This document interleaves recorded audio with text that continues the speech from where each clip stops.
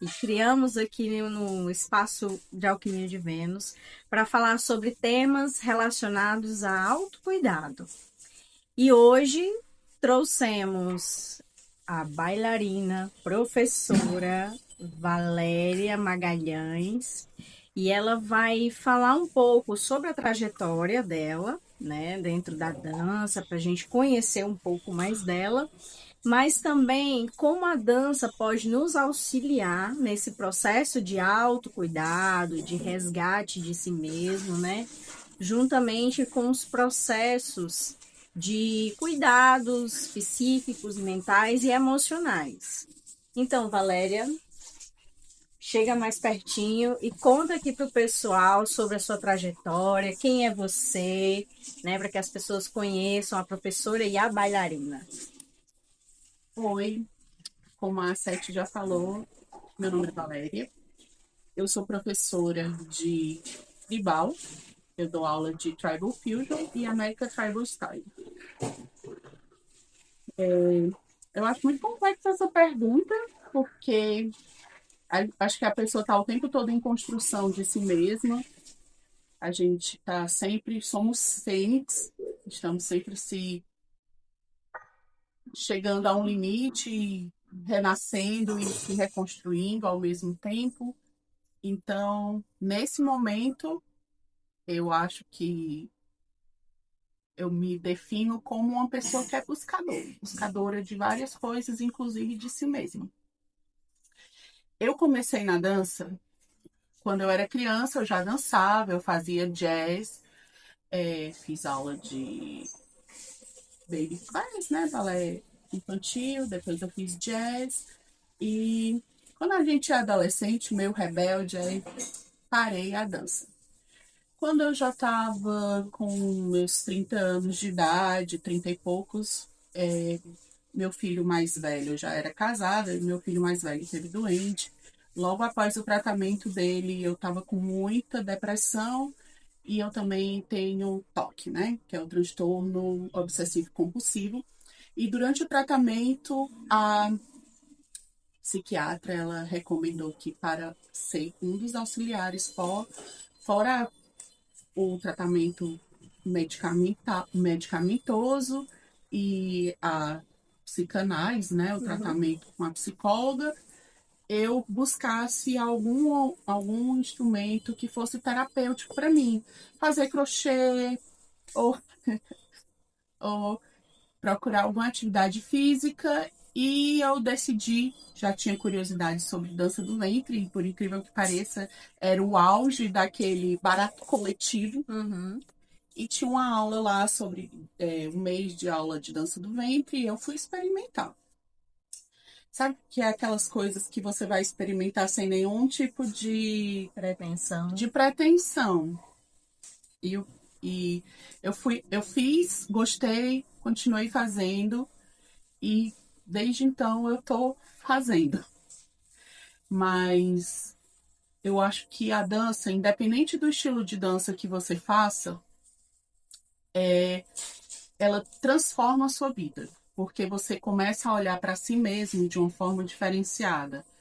Você vai começar a entender como funciona seu corpo, quais são os movimentos que se adequam melhor às suas necessidades, o que é que te faz confortável, o que é que não te faz confortável.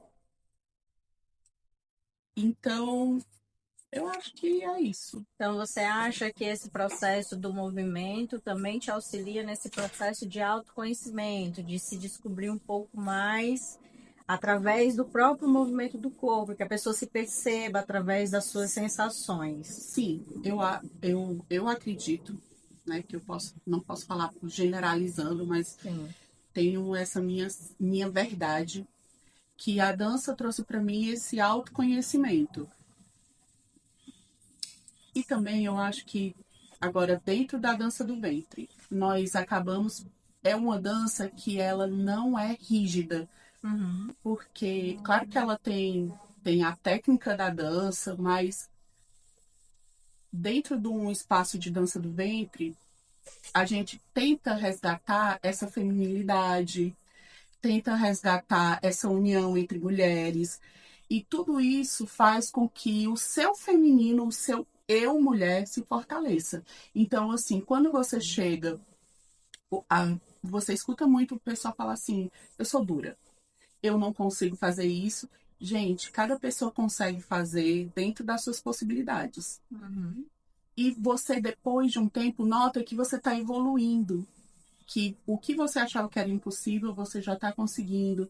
Você antes tinha vergonha de usar uma peça que mostrasse seu abdômen, sua barriga, porque você não está dentro dos padrões sociais do que é esteticamente aceitável.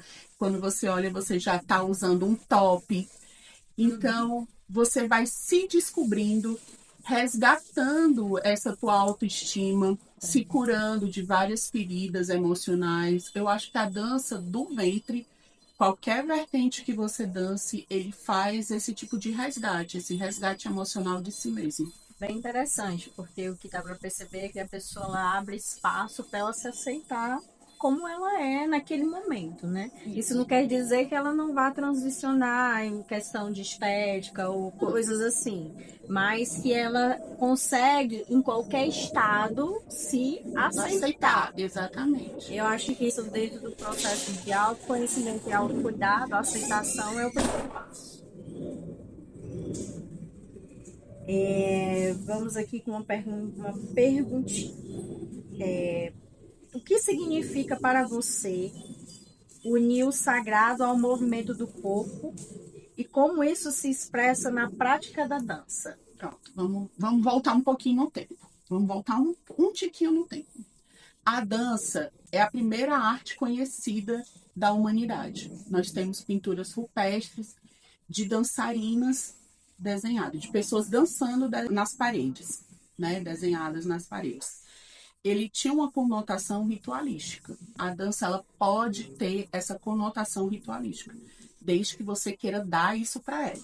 Então você nota que existe uma evolução dentro da dança. Você tem na Índia as Devadas, que eram dançarinas de templo, que você tem 9 danças indianas clássicas, todas vêm de questões dos templos religiosos. Então a dança sempre teve muito atrelado ao sagrado. Nós temos danças no Oriente Médio, danças de matriz africana, que dentro dos terreiros, tanto de Umbanda quanto de Candomblé, a dança sempre teve muito junta mesmo ao sagrado. Uhum. Quando a gente pensa em movimentos relacionados a essa conjuntura de você levar ao divino, você pode ter movimentos rítmicos que te levam a um transe, por causa até das batidas ritmadas. Sim. Você tem movimentos ondulatórios que você pode associar a uma determinada deusa, ou que te lembram a determinado movimento da vida,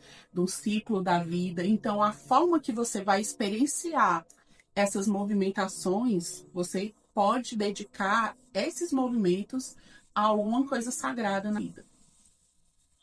Eu considero que, por exemplo, a ATS é uma dança que eu acho muito aterrada. É uma dança que sempre que eu vou falar, quando eu estou dando aula, não é que eu estou dizendo que ela é uma dança mística, não. Mas a forma que ela foi construída, ela te leva ao teu centro, que é uma coisa muito elemento terra. E lá você percebe que você tem que estar todo o tempo se construindo de baixo para cima. Você aterra seus pés ao solo, sentindo realmente esse teu contato com teu mais íntimo, com tuas movimentações internas, e você vai crescendo como uma árvore. E a parte de cima, que são os teus braços, você movimenta de forma bem fluida, aparecer galhos que balançam no ar. Uhum. Então, assim, eu acho que toda dança você pode trazer um pouquinho desse significado místico dos elementos, ou você pode trazer para você. Eu tô falando tanto que eu não sei se eu tô fugindo ao tema. Não, não tá não. Então, assim, eu acho que até determinada família de movimentos, por exemplo, o shime, que são tremidos, ele tem muito essa sensação de fogo, de você estar ali na ardência da sua criatividade, do seu interior explodindo. E quando você faz movimentações de braço ondulatórios, ele me lembra muito esse sentimento de água, de você estar ali, você poder dar aquela fluidez, mas se você quiser transformar essa fluidez como a água, que ela pode ser rígida, você pode fazer um movimento mais quebrado. Então, eu acho que você querendo, você pode dar todas as conotações relacionadas à magia, ao misticismo dentro da sua dança. Pelas movimentações, pelas intenções que você dá.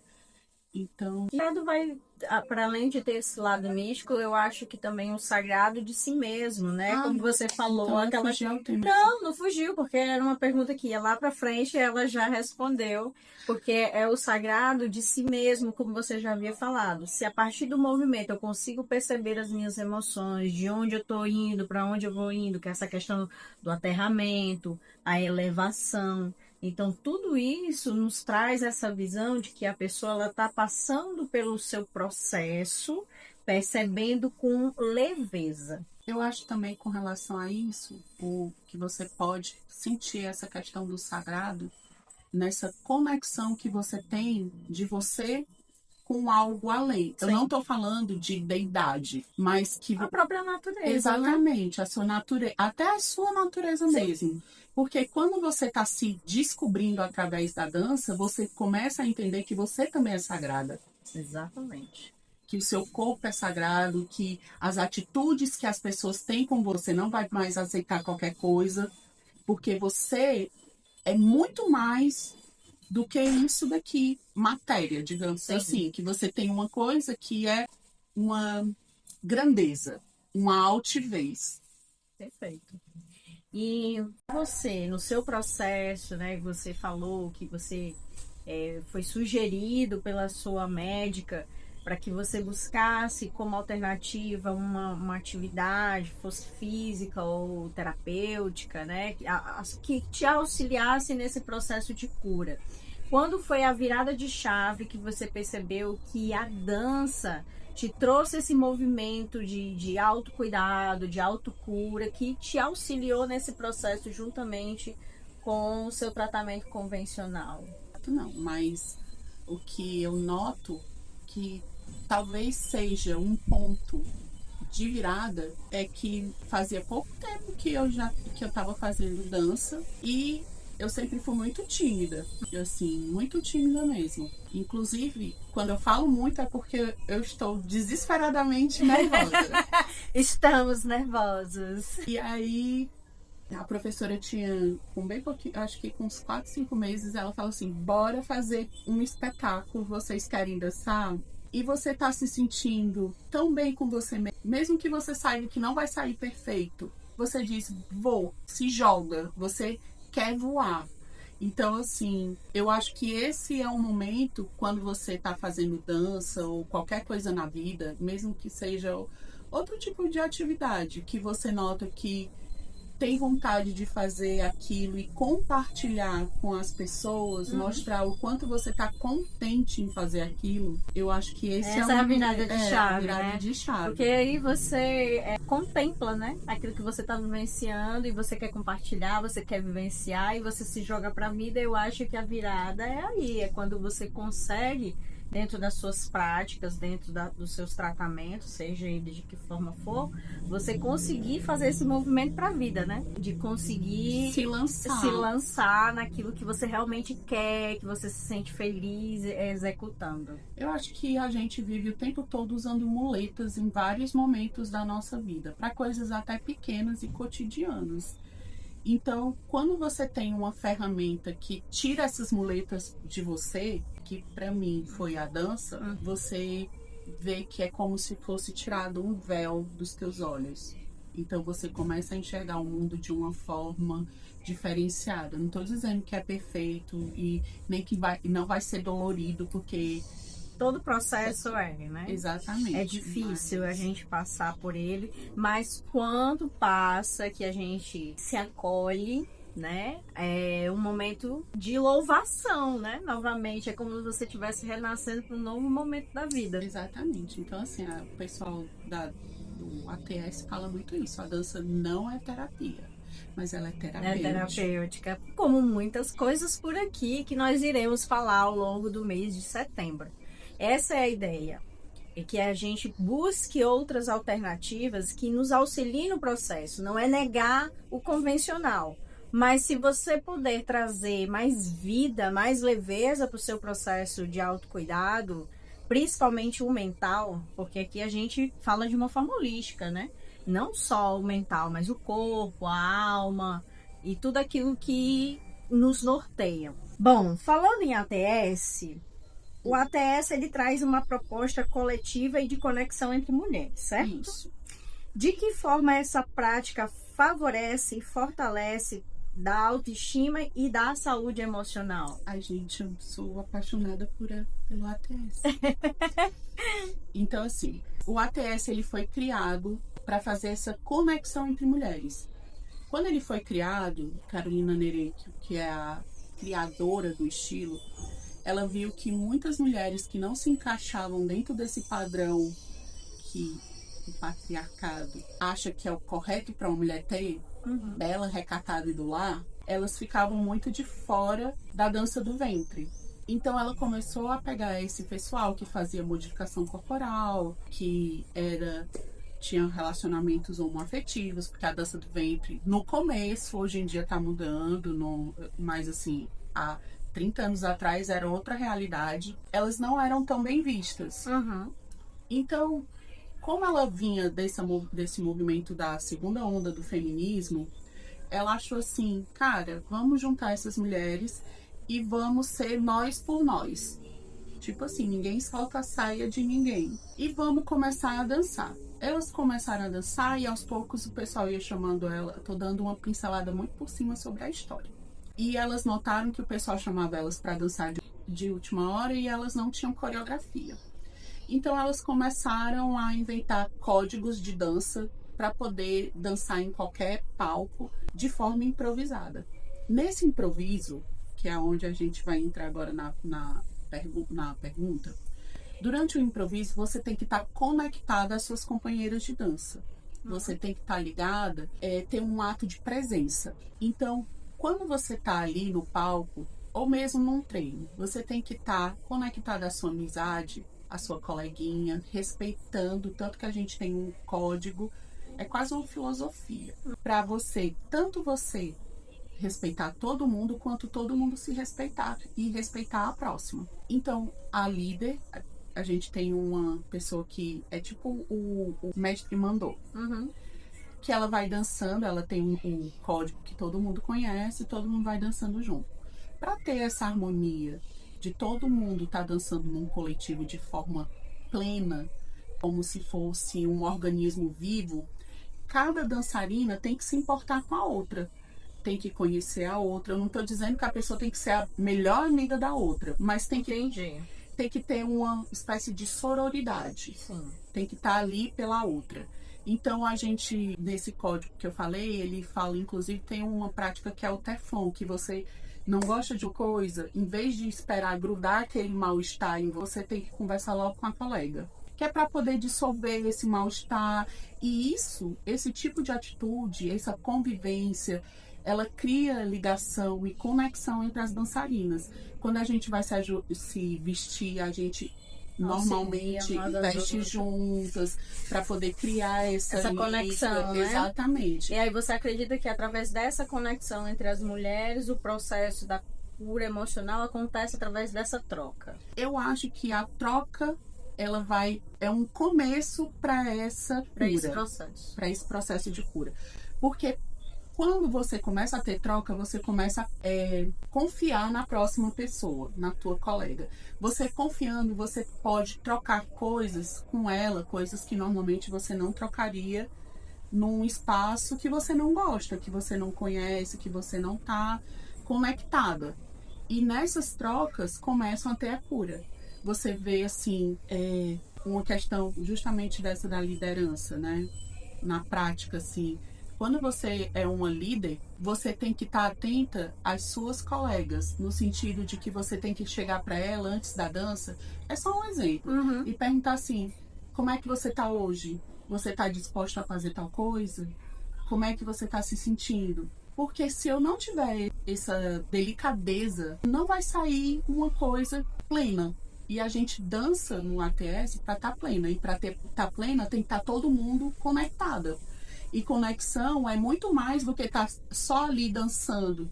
Mas a gente tá unida como um corpo em uníssono, entendeu?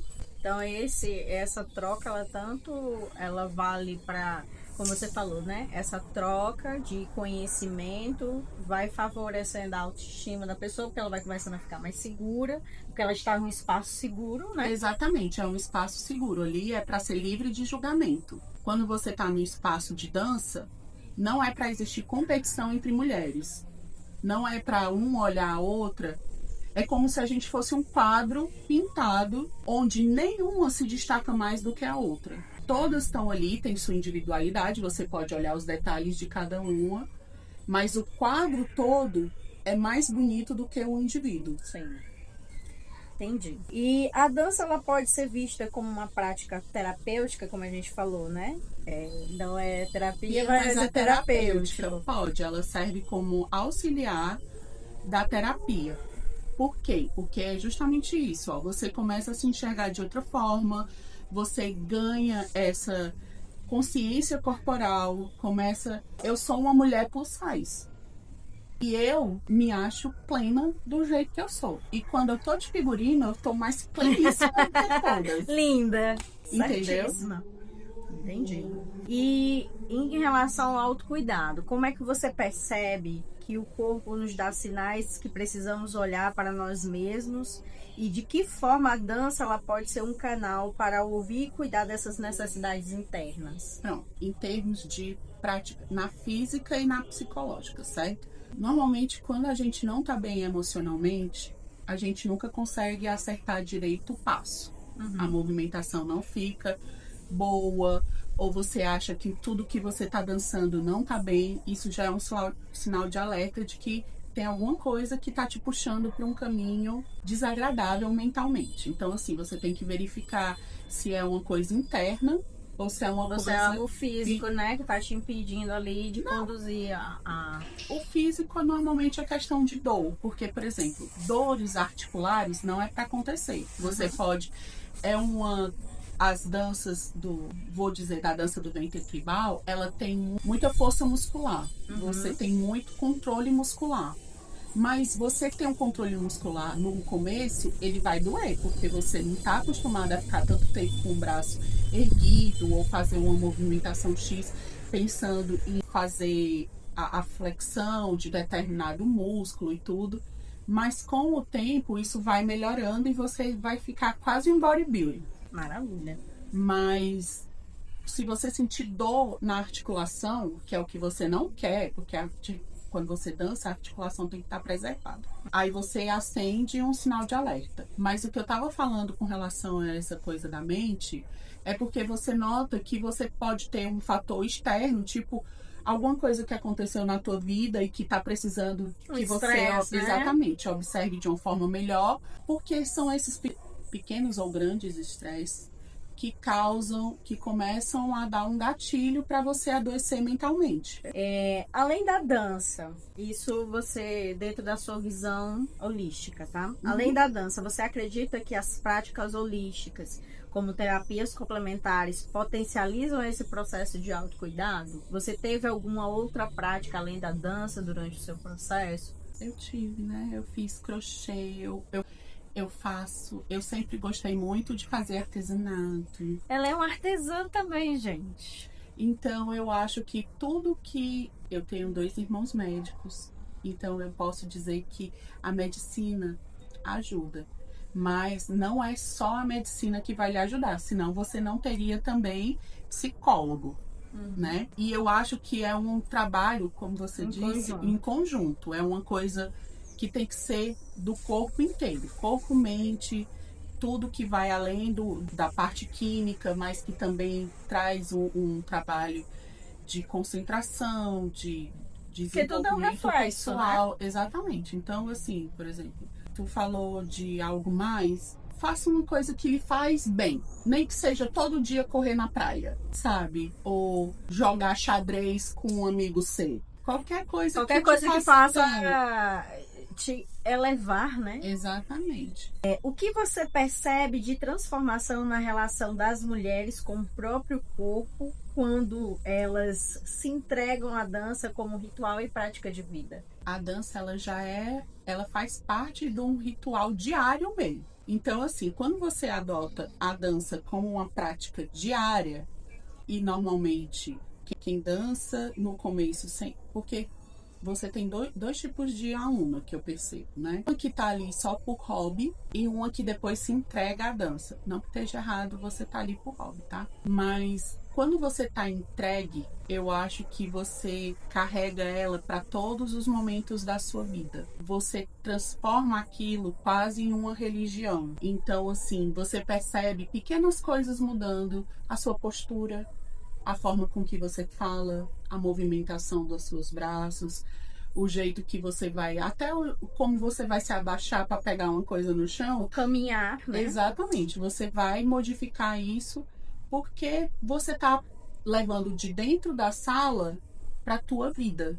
De dentro, se você é tímida, você vai notar que você vai começar a gostar de determinadas roupas que tem um tiquinho mais de brilho, um tiquinho mais de decote, uma mais coisinha, nudez, né? Exatamente, uma coisinha que vai melhorando vai levando você para uma ousadia, você vai ficando mais ousada, exatamente, mais soltinha, importante, principalmente para nós mulheres, né? Porque nós vivemos numa realidade onde coloca a mulher, ela se coloca, na verdade, em um lugar de rigidez, né, devido às demandas. É a demanda da família, é a demanda da sociedade, é a demanda porque você é mulher, né? Só o fato de você ser mulher já é uma questão muito grande, né? E isso a gente comprova historicamente. Engraçado tu falar de rigidez, porque, por exemplo, a gente tem na nossa sociedade uma cultura de que a mulher brasileira, ela é tudo ok rebolar, tudo ok requebrar, mas muita gente que chega para a aula tem dificuldade em fazer movimentações de peito, porque a nossa sociedade castra muito a mulher. Sim. Então a gente tem que andar muito coberta, ou se você tem um seio grande, é uma coisa assim. Você tem que esconder, que é vulgar, exatamente. Né? Quando é pequeno. Porque na etiqueta não permite. Então a mulher, ela tem uma dificuldade de fazer, às vezes, movimentações que tremam o peito, ou que precise fazer batida que mostre o peito, se abrir mais. Mas você está se abrindo para o mundo fazendo essas movimentações. Se abrindo para novas possibilidades. Eu acho que a dança faz isso. Ela te abre para novas possibilidades. Maravilha.